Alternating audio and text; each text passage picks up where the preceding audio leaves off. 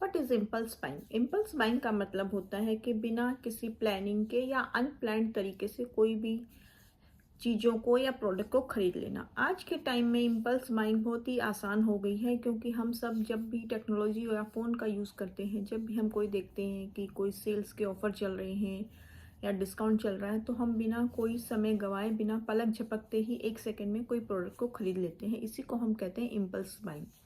Impulse buying के कई बार कई सारे साइड इफ़ेक्ट भी होते हैं। सबसे पहले तो ये क्या है कि आपका बजट बिगाड़ देता है, क्योंकि हमारा कोई प्लान नहीं होता खरीदने का, और हम एकदम से खरीद लेते हैं बाद में, जिससे कि हमारा बजट बिगड़ जाता है। तो कुछ टिप्स हैं जिससे कि हम इम्पल्स बाइंग से कैसे बच सकते हैं। सबसे पहले तो कुछ ट्रिगर पॉइंट होते हैं जो कि हमें इम्पल्स बाइंग करने के लिए प्रेरित करते हैं। कई बार क्या होता है कि आप अपसेट हो, आपका मूड ख़राब है, या अपने मूड को बूस्ट करने के लिए हमने एकदम से कुछ खरीद लिया। या कई बार क्या होता है कि जब भी हमने कोई ऑफ़र देखे, डिस्काउंट देखे, तो हमारा मन करता है खरीदने का। तो इसलिए सबसे पहले है कि हमें कोशिश करनी चाहिए कि हमारा ट्रिगर पॉइंट क्या है, हमें उसको पहचानें और फिर कोशिश करनी चाहिए कि उससे बचने की। दूसरा क्या हो सकता है कि जैसे मान लीजिए हम कोई प्रोडक्ट खरीदना चाह रहे हैं, जैसे कोई सामान खरीदना चाह रहे हैं, तो हमें उसके लिए एक कूलिंग पीरियड देना होगा जो कि 30 डेज़ का हो, कि हम वेट करें 30 डेज़ तक। उसके बाद हमें, अगर उसके बाद भी हमें लग रहा है कि हमें ये प्रोडक्ट लेना चाहिए, तो हम ले सकते हैं। लेकिन कई बार क्या होता है कि आपने विद इन 13 डेज़ आपको लगता है कि नहीं, आपको इसको रिक्वायरमेंट नहीं थी, तो आप उस चीज़ को फिर आप नहीं ले सकते, क्योंकि आपका अब मन नहीं है उस प्रोडक्ट को लेने का, तो आप बच सकते हो।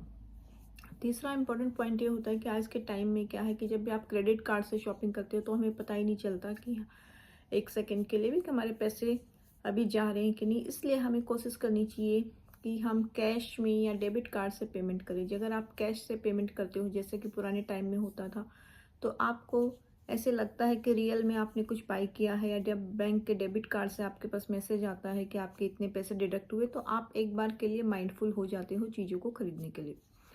और उसके अलावा एक यह चीज़ भी हो सकती है कि हमें अपने फाइनेंशियल गोल क्लियर होने चाहिए, कि हमें, मान लीजिए हम पैसे सेव कर रहे हैं किसी हॉलीडेज़ के लिए, या अपने लोन पेमेंट के लिए, या कोई प्रोडक्ट, बड़ा बड़ा प्रोडक्ट खरीदने के लिए। तो अगर हमारे पास क्लियर गोल होगा, तो हम ये जो इम्पल्स बाइंग है इससे बच सकते हैं, क्योंकि हमें हमें दोबारा विचार करना पड़ेगा खरीदने से पहले।